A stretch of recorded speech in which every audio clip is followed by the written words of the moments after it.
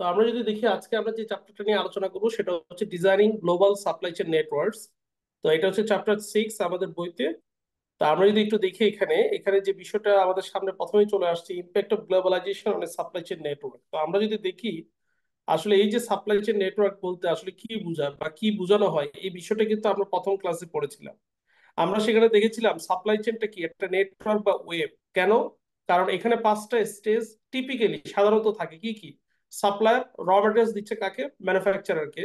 Manufacture র materials থেকে finish good তৈরি করে সেটা আবার কাকে দিচ্ছে? ডিস্ট্রিবিউটরকে বা হোলসেলারকে। হোলসেলার দিচ্ছে রিটেলারকে, সেখান থেকে প্রোডাক্টটা পাচ্ছে কার কাছে? বা কার কাছে যাচ্ছে? কাস্টমার। তাহলে এখন তোমার কাছে। সাপ্লাই চেইন যে নেটওয়ার্ক, এটা গ্লোবালাইজেশনের কারণে কি ধরনের ইম্প্যাক্ট পড়ে? যেমন if I give you the example, right now I am living in the UK এবং I have already give you several examples.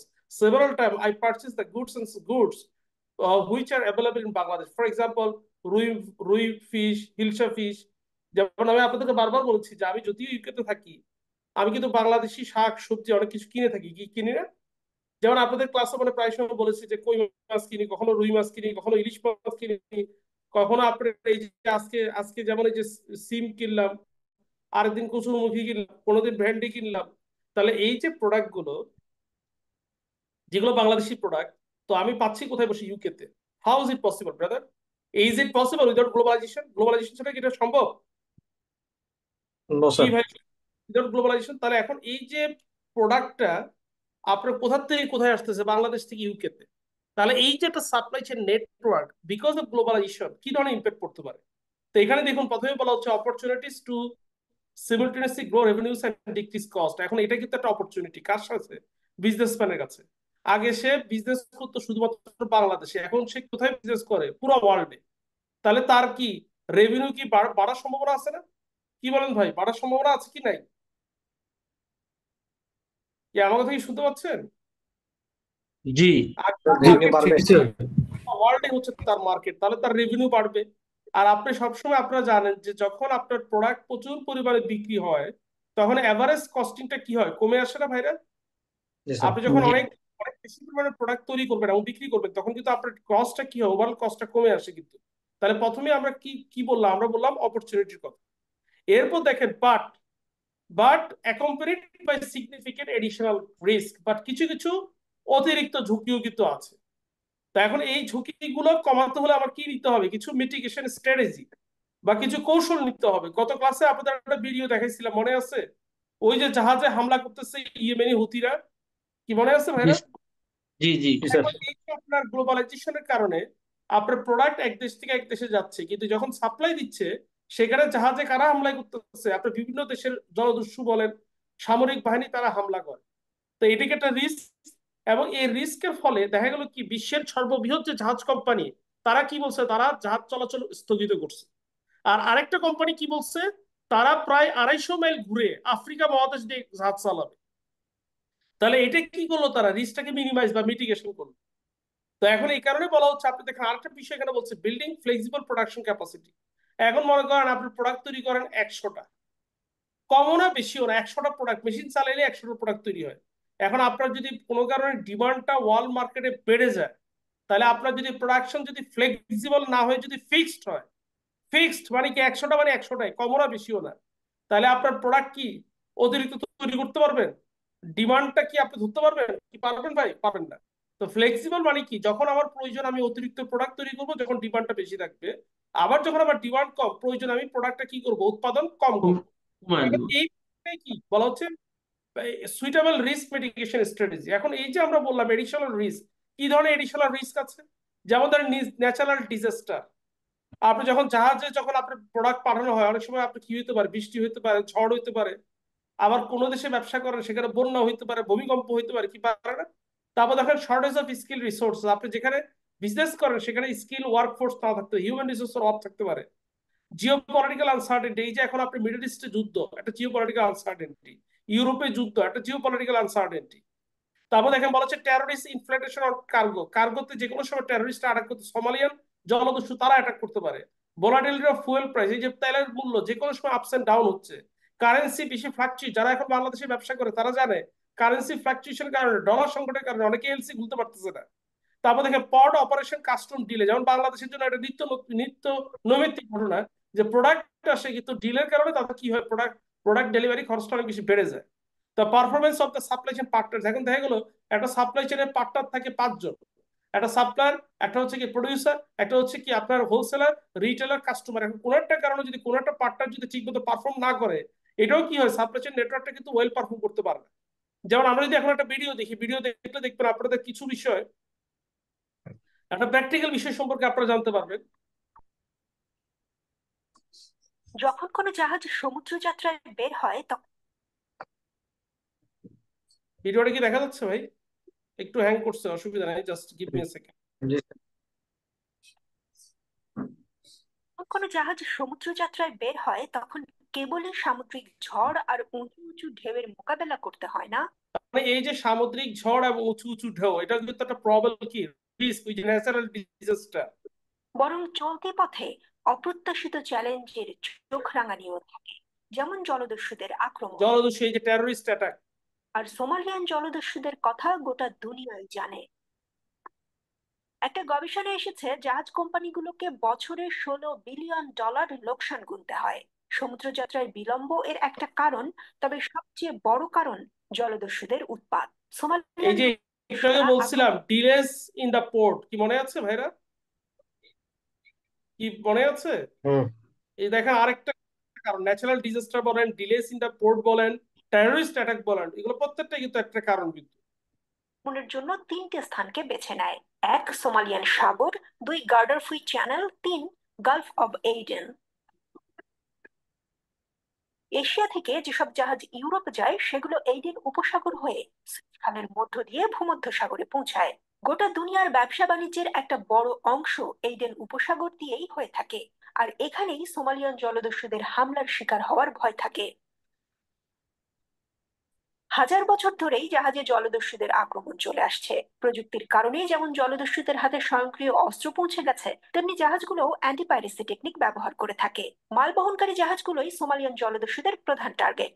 এই ধরনের জাহাজে ক্রুর সংখ্যা কম আর পণ্য থাকে কোটি ডলারের। অধিকাংশ জলদস্যু বাহিনীর লক্ষ্য থাকে ক্রুদের মেরে ফেলা নয়, বরং তাদের জীবিত রাখা। লক্ষ্য থাকে জাহাজের ক্যাপ্টেনকে অপহরণ করা, নয়তো জাহাজকে জিম্মি করে জাহাজ কোম্পানির কাছ থেকে লাখ লাখ ডলার দাবি করা। এরা একটা দুইটাই নয়, বরং অনেকগুলো নৌকায় করে আক্রমণ করে থাকে। কখনো কখনো জলদস্যুদের সংখ্যা হাজারও হয়ে থাকে। জলদস্যুরা সাধারণত জাহাজের পেছন দিক থেকে আক্রমণ করে। এক মাথায় হুক লাগানো লম্বা দড়ি দিয়ে তারা দ্রুত জাহাজে উঠে যায়। তবে আধুনিক কালে জাহাজগুলোও জলদস্যুদের মোকাবিলার প্রস্তুতি নিয়েই সমুদ্রে যাত্রা শুরু করে।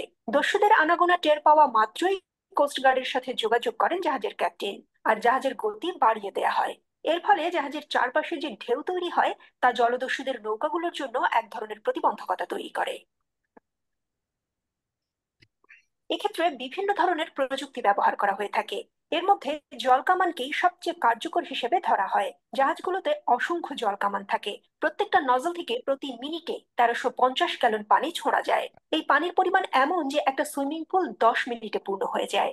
গাড়ির চাকার ভেতর যে আপনারা এই যে জলদস্যুদের অ্যাটাক থেকে জাহাজগুলোকে রক্ষা করার জন্য তারা কি কি স্ট্র্যাটেজি ফলো করে, এটাকে আমরা কি বলবো ভাইরা? Mitigation strategy. আমার কথা কি বোঝা যাচ্ছে? আমার কথা কি বোঝা গেছে ভাইরা? জি যে চাপ থাকে তার চেয়েও 10 গুণ চাপে পানি নিক্ষেপ করা হয় জলদস্যুদের নৌকাগুলোকে ডুবিয়ে দেওয়ার জন্য, যা যথেষ্ট। দুই ঘূর্ণায়মান চাকার মতো যন্ত্র থেকেও পানি ছোড়া হয়। এই পদ্ধতি ব্যবহার করা হয় জলদস্যুদের নৌকাগুলো জাহাজের একেবারে কাছে চলে এলে। এই দুটি প্রযুক্তি যখন কাজ করে না, তখন তৃতীয় আরেকটি কৌশল ব্যবহার করা হয়। এর নাম পি ট্র্যাপস। জাহাজের দুই পাশেই স্টিলের তৈরি একটি ফ্রেম থাকে, যেখান থেকে স্টিলের তৈরি জাল ছড়ানো হয়। জলদস্যুদের স্পিড বোটের প্রপেলার স্টিলের জালে আটকে যায়। আরো একটা কার্যকর পদ্ধতি ব্যবহার করা হয়, লং রেঞ্জ অ্যাকুইস্টিক ডিভাইস। এই যন্ত্রটা এমন শব্দ উৎপন্ন করে যা কানে গেলেই মানুষ দূরে সরে যেতে চায়। 5 কিলোমিটার পর্যন্ত এই শব্দ কাজ করে। এই সব পদ্ধতি ব্যবহার করেও যদি জলদস্যুদের ঘায়েল করা না যায়, তবে কোস্ট গার্ডের লক্ষ্য থাকে যেন জলদস্যুরা হাইজ্যাক করা জাহাজ সোমালিয়ায় না নিয়ে যেতে পারে। সোমালিয়া জলদস্যুরা বহু জাহাজ আক্রমণ করেছে ও মুক্তিপণ আদায় করেছে। তবে 2013 সালের পর থেকে আন্তর্জাতিক মহলের হস্তক্ষেপের কারণে জলদস্যুদের আক্রমণ কিছুটা কমলেও একেবারে কিন্তু বন্ধ হয়নি। যুদ্ধ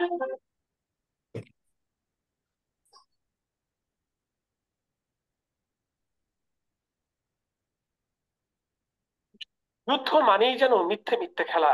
সেই প্রাচীনকাল থেকে যুদ্ধে প্রতিপক্ষকে ঘায়েল করার অন্যতম অস্ত্র প্রোপাগান্ডা ছড়ানো। দ্বিতীয় বিশ্বযুদ্ধে হিটলারের নাৎসি বাহিনীর হয়ে মিথ্যা প্রোপাগান্ডা ছড়িয়ে কুখ্যাতি কামিয়েছিলেন গোয়েবলস।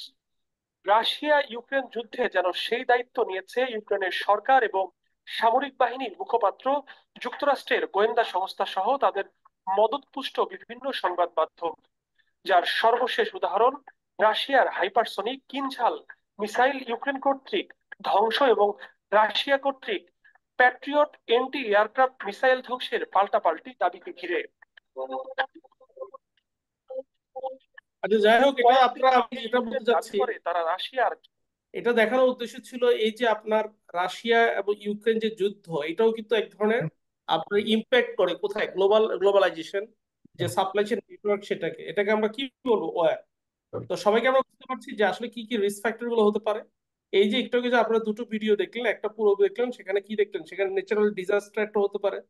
আপনার কি হতে পারে, এখন যেটা দেখলেন আপনার যুদ্ধ, সেটাকে আমরা কি বলবো, জিও পলিটিক্যাল আনসার্টেনিটি। তারপর এই যে সহদস্যুতা অ্যাটাক, এটাকে আমরা কি বলবো, টেরোরিস্ট ইনফ্লাটেশন। তারপর অনেক সময় ফুয়েলের প্রাইস বেড়ে গেলে জিনিসপত্রের দাম বেড়ে যায়, কারেন্সি ফ্লাকচুয়েশন, যেটা এক্সাম্পল হচ্ছে বাংলাদেশ। এই যে পোর্ট ডিলে হতে পারে, যেটা আমরা ভিডিওতে দেখলাম। তারপর বিভিন্ন কারণে আমার কি হতে পারে, আবার সাপ্লাই চেইন নেটওয়ার্কটা বাধাগ্রস্ত হতে পারে। এবং এই যে জাহাজ কোম্পানি যে কাজগুলো করলো, জাহাজের যে অত্যাধুনিক ভাবে, এই যে কখনো জল কামান ছুটতেছে, কখনো তার কাটা দিয়ে অ্যাটাক করতেছে, কখনো এইগুলোকে আমরা কি বলবো, সুইটেবল রিস্ক মিটিগেশন স্ট্র্যাটেজি। তো এখন যদি আমরা দেখি, এখন আমরা পরবর্তী যে টপিকটা আমরা দেখবো, সেটা হচ্ছে অফশোরিং। অফশোরিংটা আসলে কি? Offshoring is a supply chain strategy that involves moving processes to another country. যেমন গত ক্লাসে আপনাদের আমরা বলেছিলাম, ওই যে আপনার শাওমি, তারা এখন এই প্রসেস বা প্রোডাকশন যে প্রসেস, তারা এখন কোথায় নিয়ে আসছে ভাই? শাওমি কি বাংলাদেশে তৈরি হচ্ছে না? বাংলাদেশে। তাহলে জি। এখন এই যে এই যে আপনার এখানে এই ভিডিওটাই দেওয়া হচ্ছে, শাওমি যে বাংলাদেশে তার মোবাইল ফোন তৈরি করতেছে, তাহলে এখন এই প্রসেসটা কোথায় ছিল? চীনে। চীন থেকে এখন কোথায় চলে আসছে? বাংলাদেশে। বাংলাদেশে কেন আসছে? আপনাদের মনে আছে গত ক্লাসে আমরা বলেছিলাম, because of comparative labour cost. বাংলাদেশের লেবার কস্ট কি আপনার অনেক কম, লজিস্টিক কস্ট তার কমে গেছে। এখন আর আগে তাকে বিমানে করে প্রোডাক্ট তৈরি করে তারপর বিমানে করে বাংলাদেশে পাঠাইতে হইতো, এখন কিন্তু এই লজিস্টিক কস্টটা তার লাগে না। এবং যখনই বিদেশ থেকে প্রোডাক্ট আসে, তখন তাকে বিদেশি প্রোডাক্ট হিসেবে ট্যারিফ এবং ট্যাক্স দিতে হইতো। কিন্তু এখন যেহেতু এটা লেখাই আছে মেড ইন বাংলাদেশ এবং তৈরি হয় বাংলাদেশে, এটা কিন্তু সেরকম আর আপনার ট্যারিফ এবং ট্যাক্স লাগে না। তো এখন এই যে এই সমস্ত কারণে একটা কোম্পানি কি করে, আপনার একটা কোম্পানি সাধারণত প্রোডাকশন ফ্যাসিলিটিটা আরেকটা দেশে নিয়ে যায়, because of what, labour cost সস্তা, লজিস্টিক কস্ট কম, তারপর আপনার টেরিফ এবং ট্যাক্স সুবিধা, ইন্টারনেট ফ্যাসিলিটি আছে, এবং লজ এবং ইউনিয়নস গুলো আপনার বেশি ফেভারেবল। তা আমরা যদি দেখি এখানে বেনিফিটস অফশোরিংটা কি, আমার রিস্ক মিটিগেশন হচ্ছে। এখন ভাই আপনি আমাকে বলেন, একটু আগে যখন দেখলাম সমুদ্র পথে জলদস্যুরা অ্যাটাক করে, ঝড় বৃষ্টি হতে পারে, আর বিভিন্ন ধরনের প্রবলেম। এখন আপনি যদি প্রোডাকশনটা একেবারে যে দেশে ব্যবসা করবেন সে দেশেই করেন, তাইলে কি এই ধরনের কোনো ঝুঁকি আছে ভাই? কি এই ধরনের কোনো ঝুঁকি আছে ভাই? না।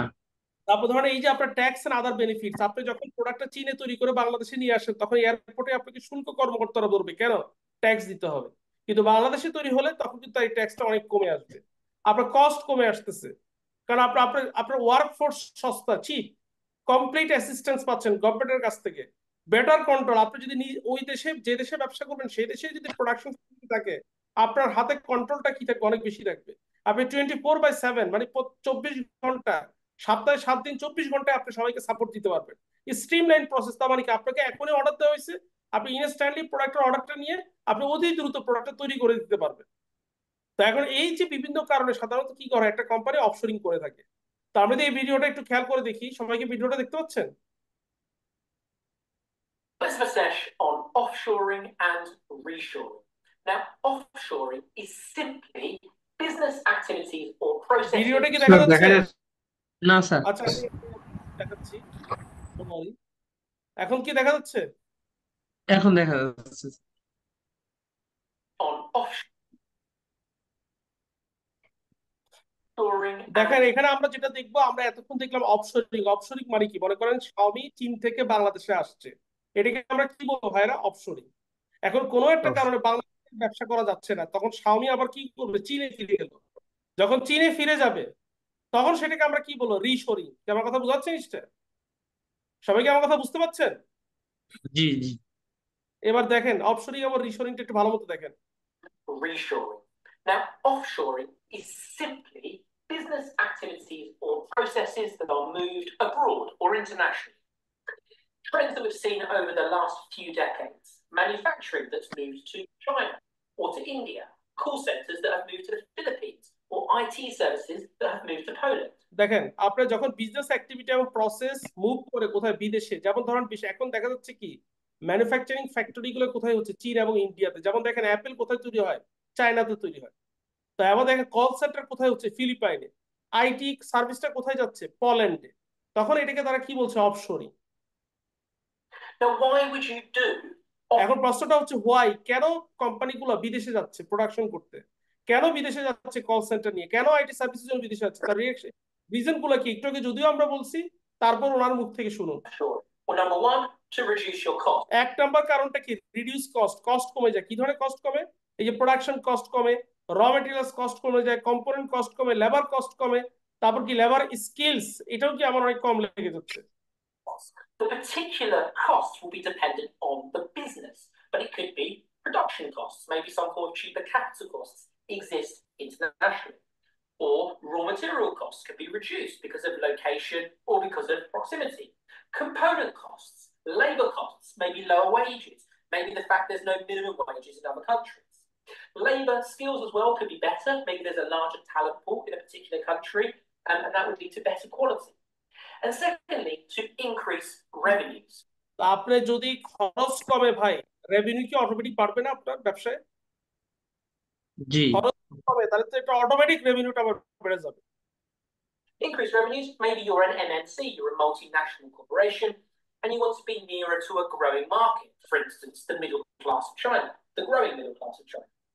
Overcome tariffs or quotas to overcome protectionism within a particular country might be a reason to do offshore. But there are issues with offshore.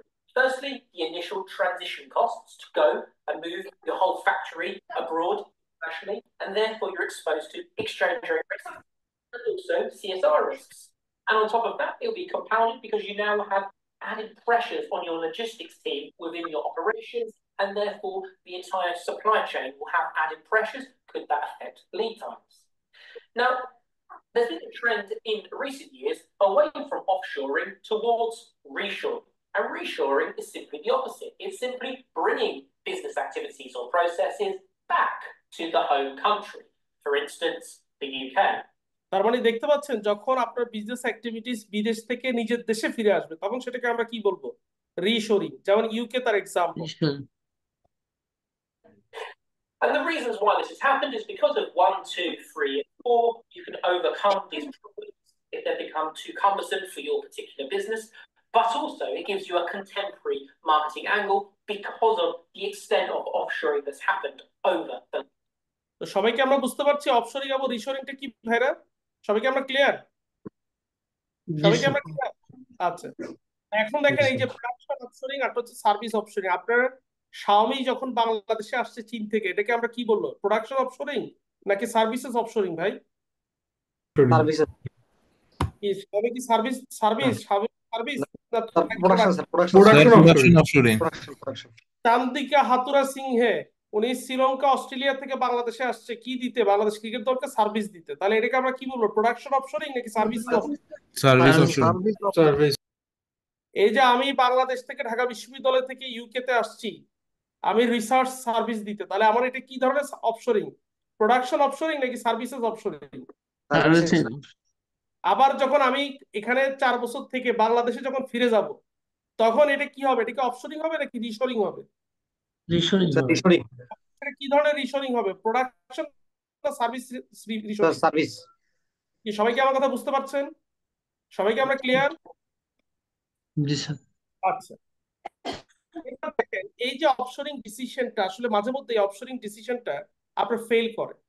তো এখন এই যে যদি খেয়াল করে দেখেন the two reasons offshoring fails, দুটো কারণে ফেল করে। একটা হচ্ছে কি focusing exclusively on unit cost rather than total cost, ignoring critical risk factor. Ignoring critical risk ফ্যাক্টরটা প্রথমেই বলি।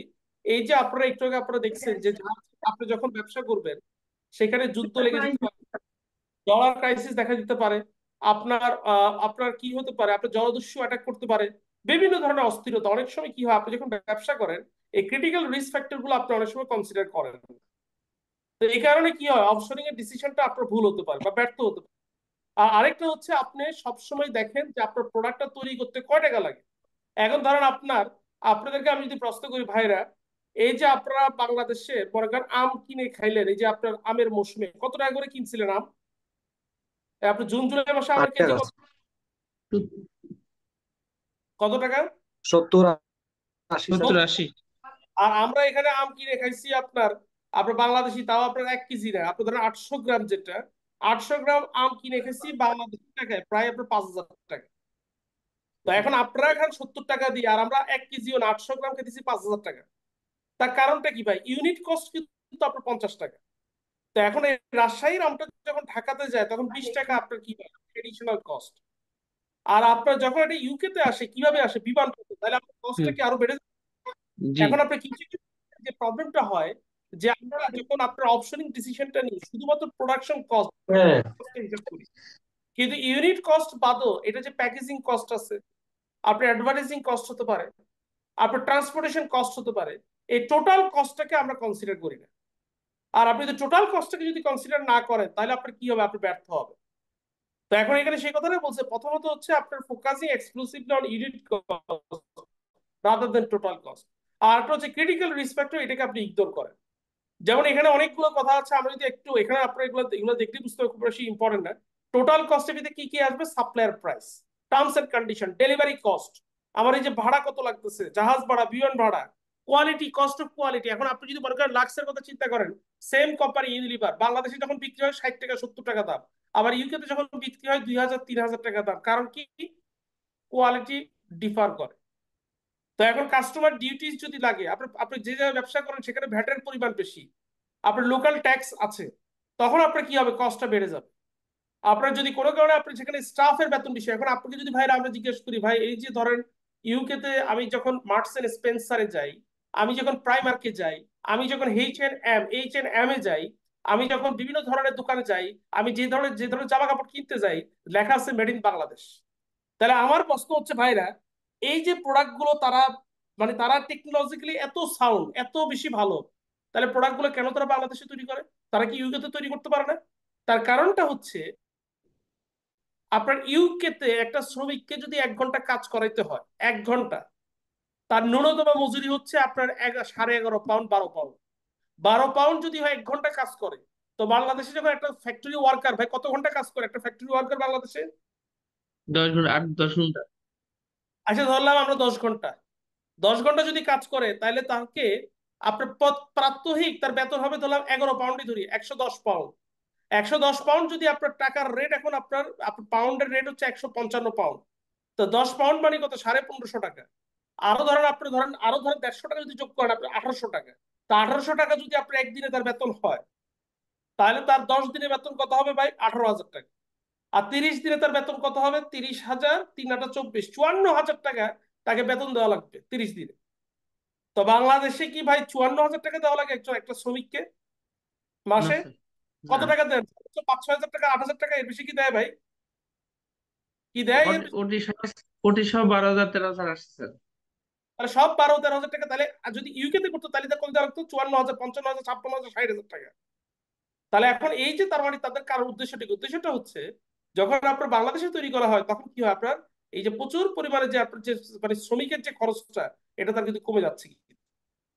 তো এখন এই যে বিভিন্ন কারণে এই কস্ট গুলো কিন্তু তারা কনসিডার করে, কিন্তু করে। যেমন আমার মনে আছে ভাই, আমি একটা জিন্সের প্যান্ট, এই প্যান্টটা আমি কিনে আনছিলাম আপনার বাংলাদেশ থেকে আসার আগে, আমি একটা ভালো একটা শোরুম থেকে কিনছিলাম মাত্র বাংলাদেশি টাকা 1200 টাকা, একদম সেম প্যান্ট, সেম কোয়ালিটি।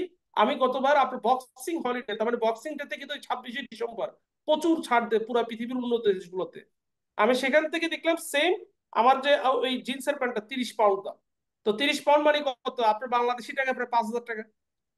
তাহলে দেখেন আপনার সেম জিনিস, তাহলে এখন ওখানে আপনার 1200 টাকা, এখানে 5,000 টাকা। কারণটা কি? কারণ এটা যখন আপনার ইউকে তে আসছে, অবভিয়াসলি আপনার এখানে ভ্যালু অ্যাডেড ট্যাক্স দিতে হয়েছে, তারপর আপনার বাংলাদেশে কাস্টম ডিউটি দিতে হয়েছে, আপনার এটা ট্রান্সপোর্টেশন কস্ট হয়েছে, আবার যখন এটা এক্সপোর্ট করতে গেছে এটা কোয়ালিটি মেনটেন করতে হয়েছে, এটা ওয়্যার হাউসিং কস্ট হয়েছে, হ্যান্ডেলিং চার্জ দিতে হয়েছে, ডেলিভারি কস্ট বলেন, এক্সচেঞ্জ রেট বলেন, অনেক ধরনের খরচ জড়িত না? এখন আপনি যদি একটা প্রোডাক্ট তৈরি করছেন 10 টাকা, এটা 10 টাকা হিসেব করেন তাইলে হবে? আপনাকে অন্যান্য যে খরচ এটাও কিন্তু কনসিডার করতে হবে। সবাই কি আমার কথা বুঝতে পারছেন? আমি ক্লিয়ার? জি স্যার। তো এখন যদি দেখেন এই যে আপনার বিভিন্ন ধরনের রিস্কের কথা বলা, যেমন সাপ্লাই ডিসরাপশন হতে পারে, যেমন ধরেন পৃথিবীতে বেশিরভাগ দেশ আপনার যারা আপনার পাউরুটির ব্যবসা করতো বা ধরেন গমের ব্যবসা করতো, এই গমগুলো সাপ্লাই দিত কে ভাইরা বলুন তো? বিশ্বের সবচেয়ে সর্ববৃহৎ গম উৎপাদনকারী দেশ কোনটা? ইউক্রেন। ইউক্রেন। এখন এখন কি ভাই এই যে গমের বাজারে এই ইউক্রেন যুদ্ধ যখন শুরু হইলো অস্থিরতা দেখা দিচ্ছিল না? জি। এখন কিছু আস্তে আস্তে অল্টারনেটিভ সোর্সটা চলে আসছে কিন্তু। তো এখন এই যে আপনার মনে করেন এই যে বিভিন্ন ফ্যাক্টর গুলো, এগুলোকে আমরা কি বলি? রিস্ক। তো এখন এই রিস্ক গুলো সম্পর্কে যখন আপনি অ্যাওয়ার হবেন, আপনি কিন্তু কি করবেন? চেষ্টা করবেন এটাকে কিভাবে মিনিমাইজ করা যায়। যেমন আমরা এখানে আরেকটা ভিডিও আছে, এই ভিডিওটা একটু দেখি। কি দেখতে পাচ্ছেন? না স্যার, এখন দেখা যাচ্ছে? এখন স্টার্ট হয়নি। দেখা যাচ্ছে? জি জি স্যার। গভীর সাগর পাড়ি দেওয়ার সময় কার্গোবাহী জাহাজগুলো দুর্ঘটনায় পড়ে কার্গো হারায়। শুধুমাত্র বৈরী আবহাওয়ার মধ্যে বাহ্যিক কারণে এমন দুর্ঘটনা ঘটে না। জাহাজে থাকা ক্যাপ্টেন এবং অন্যান্য ক্রুদের ভুল তাহলে দেখেন শুধুমাত্র যে ন্যাচারাল ডিজাস্টার বা আবহাওয়ার কারণেই হয় তা না, জাহাজের যিনি ক্যাপ্টেন তার ভুলও কিন্তু অনেক সময় হতে পারে। দেখেন, খেয়াল করে দেখেন, সত্যিকারই ঘটনা। আপনার 71 টেলিভিশনের খবর এটা। হলেও এমন বিপত্তি ঘটে। বৈরী আবহাওয়ার মধ্যে বাহ্যিক কারণে এমন দুর্ঘটনা ঘটে না। জাহাজে থাকা ক্যাপ্টেন এবং অন্যান্য ক্রুদের ভুলেও এমন বিপত্তি ঘটে। জাপানি পতাকাবাহী 364 মিটার দৈর্ঘ্যের 1 APS কন্টেইনার শিপ 2019 সালে NYK লাইন নির্মাণ করে। জাহাজটির ক্যাপাসিটি 14,000 20 ফুট ইকুইভ্যালেন্ট ইউনিট। 2020 সালে চীন থেকে মার্কিন যুক্তরাষ্ট্রের পথে যাত্রা করে জাহাজটি। পথে খারাপ আবহাওয়া মোকাবেলা করার সময় জাহাজটিতে সাগরের বিশাল বিশাল ঢেউয়ের ধাক্কা লাগে। 15 মিটার পর্যন্ত উঁচু সব ঢেউয়ের আঘাতে জাহাজ থেকে 1,816টি কন্টেইনার সাগরে পড়ে যায়।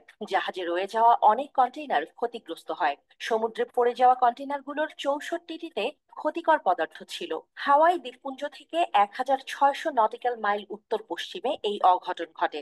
দুর্ঘটনার পর আরো ক্ষতি এড়াতে জাহাজের ক্যাপ্টেন দক্ষিণে জাহাজ নিয়ে সরে আসেন এবং জাপানের কোবে বন্দরে চলে যান। সাগরে পড়ে যাওয়া কন্টেইনারের ক্ষতির পরিমাণ $200 মিলিয়ন।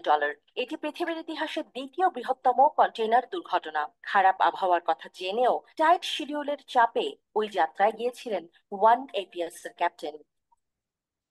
ব্রিটিশ পতাকাবাহী MSC নাপোলি 2017 সালে খারাপ আবহাওয়া আর ঝোড়ো হাওয়ায় বিপদে পড়ে। এতে জাহাজের মূল কাঠামো ভয়াবহ ক্ষতিগ্রস্ত হয়। প্রাণ বাঁচাতে জাহাজটির ক্রুরা ব্রিটিশ সরকারের সাহায্য চায়। ইংল্যান্ডের সি টাউন সংলগ্ন লাইম উপসাগরে টেনে নেওয়া হয় জাহাজটিকে। তখন জাহাজটিতে 3,300 কন্টেইনার, 3,800 টন জ্বালানি, বিস্ফোরক, রাসায়নিক সার আর গাড়ির ইঞ্জিন ছিল। পরিবেশ বিপর্যয়ের আশঙ্কায় ব্রিটিশ সরকার জাহাজটিতে বিস্ফোরণ ঘটিয়ে একে 3 টুকরো করে ডুবিয়ে দেওয়ার পরিকল্পনা করে। জাহাজটি ডুবিয়ে দেওয়ার উদ্দেশ্য ছিল এটাকে ভগ্নাংশ হিসেবে রিকভার করা। জ্বালানি আর কন্টেইনারগুলো সরানোর পর রেস্কিউ টিম 2.5 বছর ধরে সাগরের তলদেশ থেকে জাহাজের টুকরোগুলো অপসারণে সফল হয়। এই স্যালভেজ অপারেশনে ব্রিটিশ সরকারের 120 মিলিয়ন পাউন্ড খরচ হয়। এটি ইতিহাসে দ্বিতীয় বৃহত্তম ব্যয়বহুল জাহাজ ডুবির ঘটনা। 2023 সালে বিপজ্জনক আবহাওয়া আর সামুদ্রিক ঢেউয়ের কবলে পড়ে মিৎসুবিশি হেভি ইন্ডাস্ট্রিজ এর তৈরি MOL কমফোর্ট। এতে জাহাজটির তলা ফেটে যায়। জাহাজ ডুবির আশঙ্কায় এর সকল ক্রু লাইফ বোটে করে জাহাজটি ত্যাগ করে। একটি জার্মান পতাকাবাহী জাহাজ তাদেরকে উদ্ধার করে। জাহাজটি 2 টুকরো হয়ে যায়, কিন্তু টুকরোগুলো ভেসে থাকে এবং এগুলোতে রয়ে যাওয়া কন্টেইনারগুলো ঠিকঠাক থাকে। কিন্তু ওই ঘটনার 3 দিন পর জাহাজটির স্টার্ন সেকশন 1,700 কন্টেইনার এবং 1,500 টন জ্বালানি নিয়ে 4,000 মিটার ডুবে সাগর তলে পৌঁছায়। 6 জুলাই তারিখে বো সেকশনে অজ্ঞাত কারণে আগুন লাগে। 2,400 কন্টেইনার সহ এই অংশটিও ডুবে যায়। জাহাজটির ইন্স্যুরেন্স কোম্পানি $400 মিলিয়ন ক্ষতির মুখে পড়ে। এটি পৃথিবীর সবচেয়ে বড় নৌ দুর্যোগ হিসেবে পরিচিত।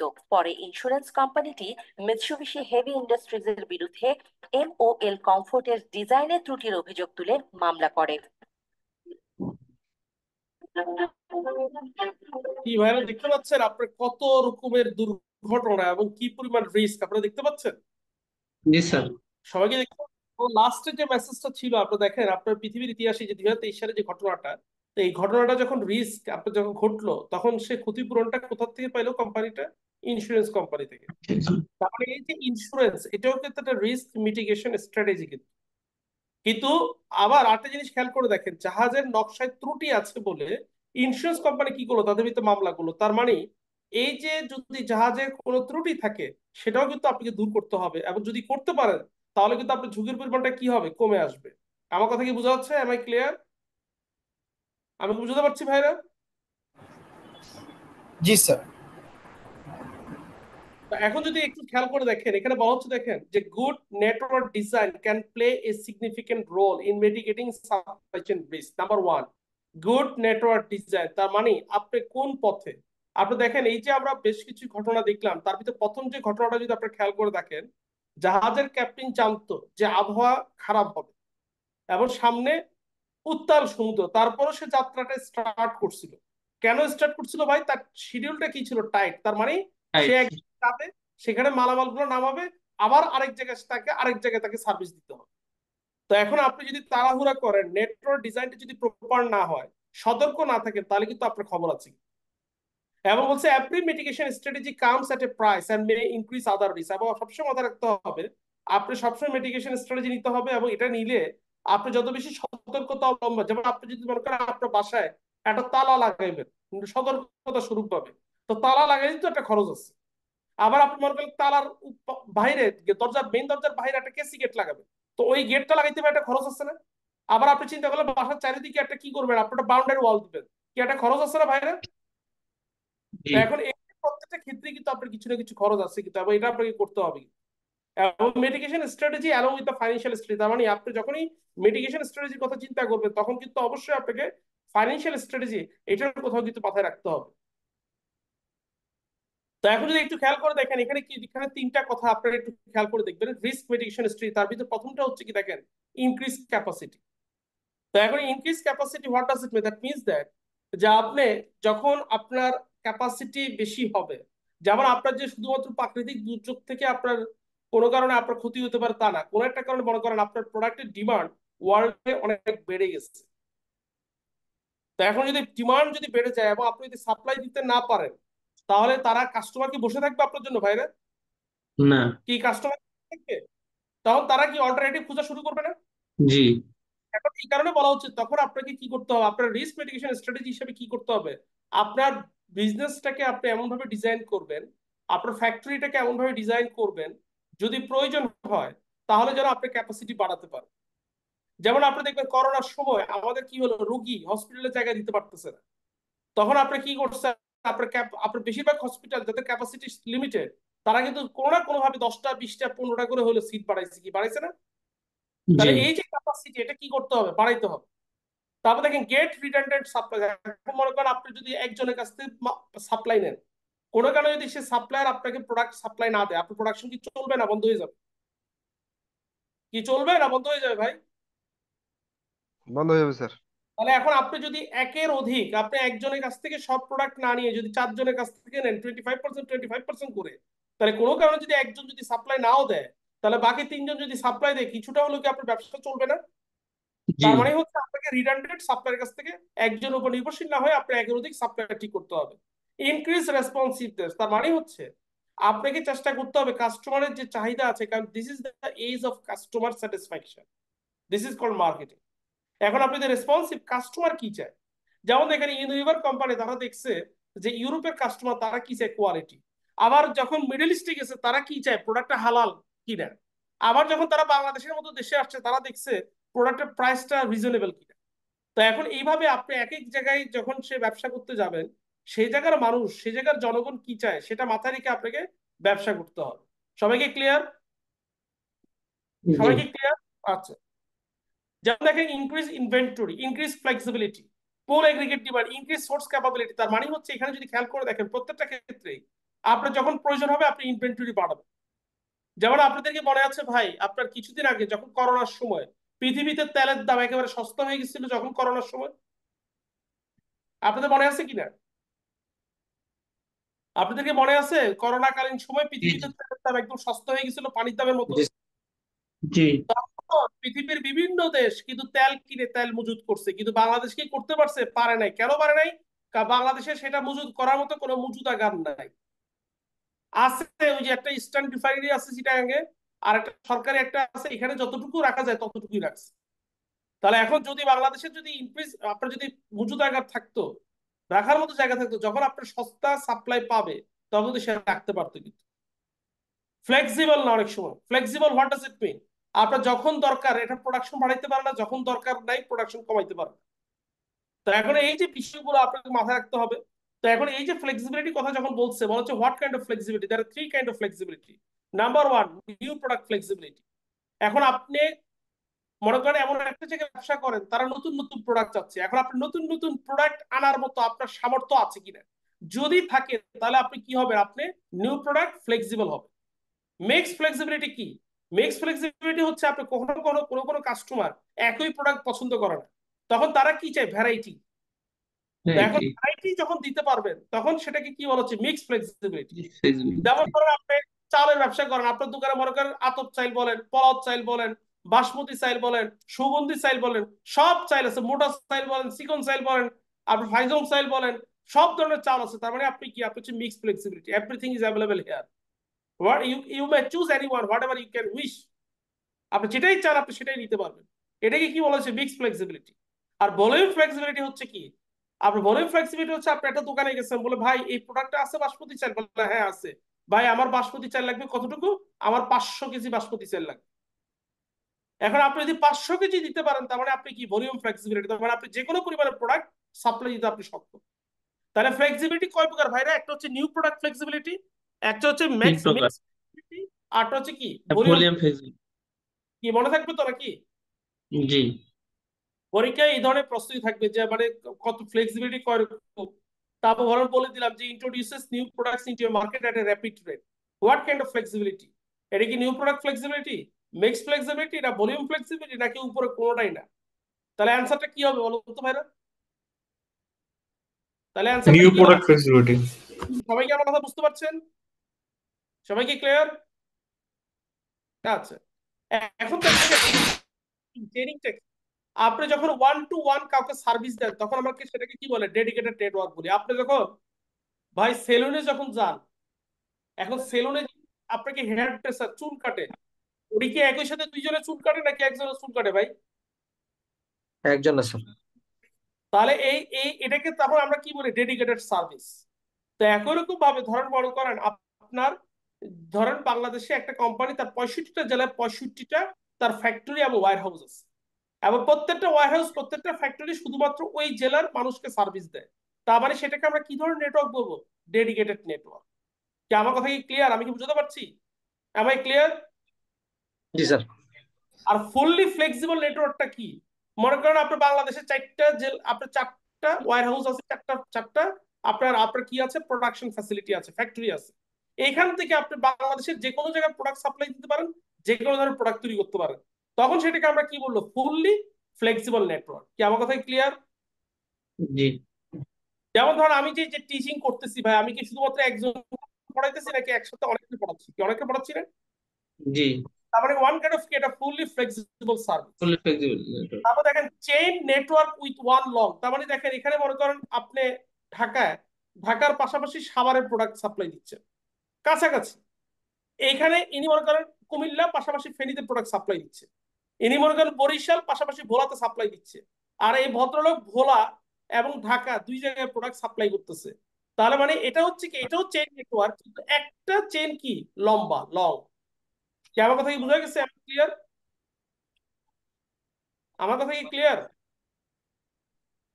বুঝতে পেরেছেন ভাই? স্যার চেইন নেটওয়ার্ক একটু আবার একটু স্যার একটু বলুন চেইন নেটওয়ার্কটা। চেইন নেটওয়ার্কটা এটাও চেইন নেটওয়ার্ক, কিন্তু এখানে হচ্ছে একটা হচ্ছে কি? একটা হচ্ছে লং চেইন। দেখেন ওয়ান লং চেইন, মনে করেন আপনার এইটা হচ্ছে ভোলা। সে ভোলাতে যেমন প্রোডাক্ট বিক্রি করে আবার ঢাকাতেও বিক্রি করে, তবে ঢাকা কি ভোলার থেকে কাছে না দূরে অনেক? দূরে। তার মানে এটাকে আমরা কি বলছি? চেইন নেটওয়ার্ক বা চেন। One long chain. কি কথা ক্লিয়ার? যেমন আজকে পেপারে দেখলাম যে ভোলার গ্যাস বা ঢাকা শহরে পাওয়া যাইতেছে, তাহলে ভোলার গ্যাস ভোলাতেও পাওয়া যাচ্ছে, ঢাকা শহরেও পাওয়া যাইতেছে। তাহলে এটাকে আমি কি বলবো? Chain network, but chain with network. With one long chain. কি কথা ক্লিয়ার? জি। তারপর এখানে দেখেন এটাও কি chain network with two short chain. এখানে মনে করেন এই যে চেইন গুলো, এগুলো কি লং চেন নাকি শর্ট চেন ভাই? দুইটাই। Short chain.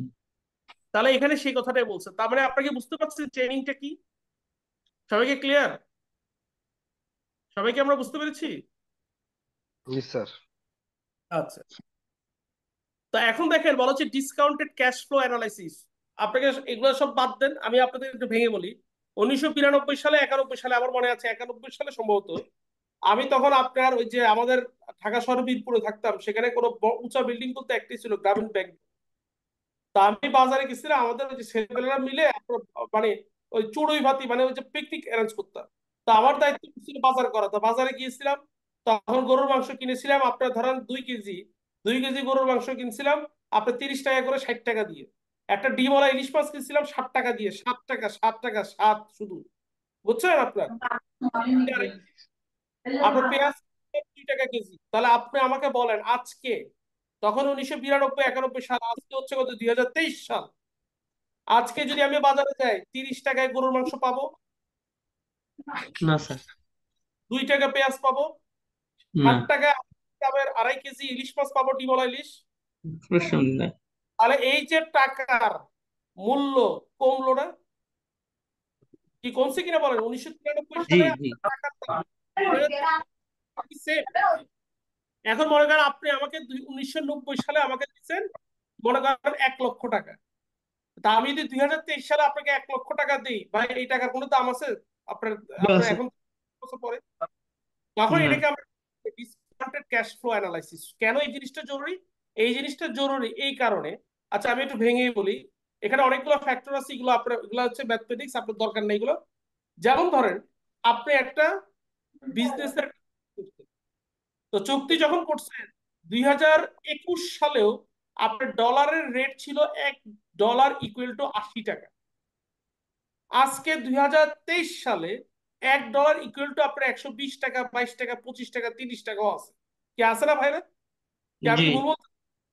তাহলে না এখন মনে করেন চুক্তিটা করছেন 2021 সালে, কিন্তু চুক্তিটা বাস্তবায়ন হবে কবে? 2023 সালে। তো তখন চুক্তিটা করছেন আপনার এই কাজটা করে দিবে, করে দিলে আপনি তাকে ডলার পে করবেন $1000। তো আপনি যদি $1000 পে করেন, তাহলে তখনকার মূল্যে $1000 মানে কত? ধরেন প্রত্যেক ডলার যদি হয় 80 টাকা, তার মানে $1000 মানে কত? 8,000, 80,000 টাকা। কি ঠিক আছে? কিন্তু আজকের 2023 সালে মানে কি 80,000 টাকা নাকি 1,50,000, সরি 1,23,000 টাকা, কোনটা? তাহলে এখন এই যে আপনি চুক্তি করলেন 80,000 টাকা, কিন্তু কারেন্সি যেহেতু আপনার ওভারলাইড হইল, আপনাকে দিতে হইলো 1,23,000 টাকা। তাহলে আপনার 43,000 টাকা কি লস হইল না?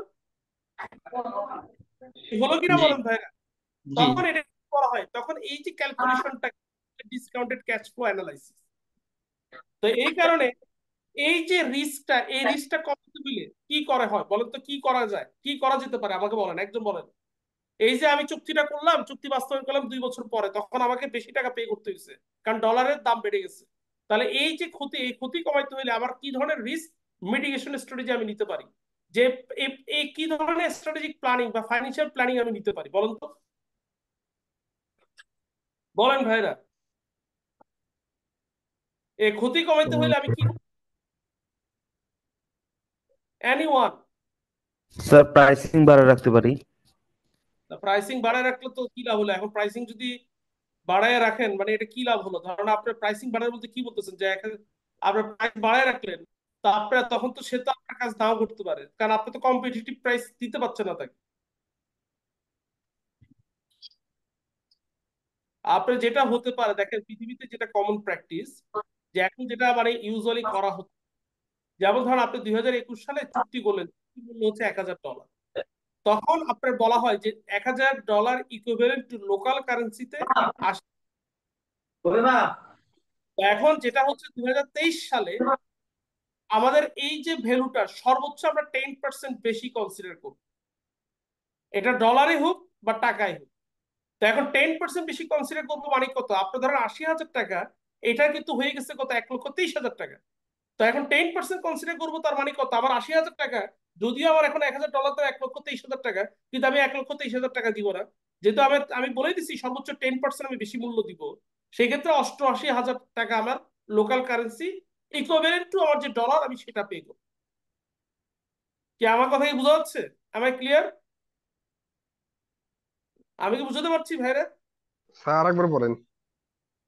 আপনার যখন চুক্তি করছেন, চুক্তি মূল্য ছিল $1,000, ইকুইভ্যালেন্ট টু লোকাল কারেন্সি কত? 80,000 টাকা। কি আমার কথা ক্লিয়ার? এবং জি চুক্তির একটা স্যার। ধারাতে আমি লিখে দিছি, যখন 2023 সালে এই চুক্তিটা বাস্তবায়ন করা হবে, কোনো কারো যদি কারেন্সি ফ্লাকচুয়েট হয়, ভাই যদি ফ্লাকচুয়েট হয়, তাহলে আমি প্লাস মাইনাস 10% আমি কনসিডার করব।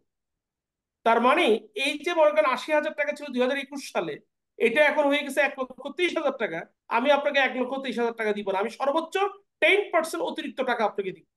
তার মানে 10% অতিরিক্ত 80,000 টাকা 10% কত ভাই?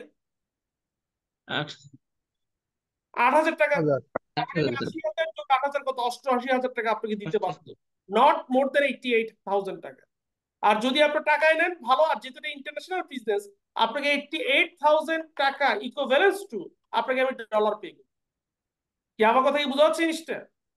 জি ওকে স্যার। জি স্যার। এখন এই স্ট্র্যাটেজিটা বেশিরভাগ ক্ষেত্রে অনেক ব্যবসায়ী অনেক জায়গায় তারা ফলো করার চেষ্টা করতেছে। বিদেশে এটা অলরেডি তারা চালু করছে, কিন্তু বাংলাদেশে এখনো সেভাবে হচ্ছে না, কিন্তু খুব শীঘ্রই এটা বাংলাদেশে চালু হয়ে যাবে।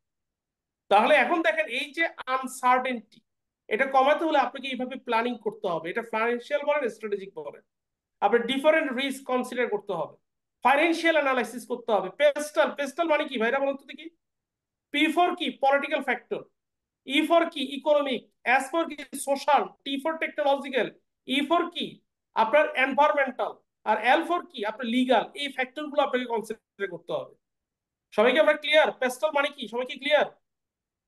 Political, economic, social, technological, environmental, oblique ecological, আর হচ্ছে কি লিগাল। এই ফ্যাক্টর গুলো আপনাকে কনসিডার করতে হবে। সবাইকে আমরা বুঝতে পেরেছি?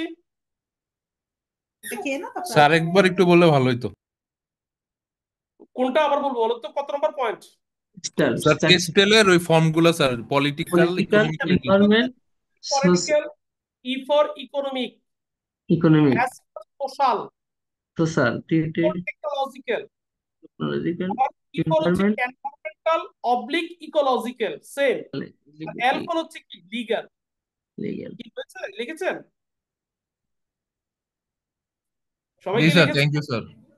আচ্ছা, তো আপনাদের এই যে ক্লাস আজকের মতো এখানেই শেষ। তো কারো কি কোনো কনফিউশন আছে ভাইরা বলুন তো? Is there any confusion brother? আচ্ছা, মনে হচ্ছে না আপনাদের কোনো কনফিউশন আছে। তো ইনশাল্লাহ আগামীকাল আপনাদের সাথে আবার দেখা হবে। ভালো থাকবেন। আল্লাহ হাফেজ। হ্যাঁ, আসসালামু আলাইকুম। ওয়ালাইকুম আসসালাম।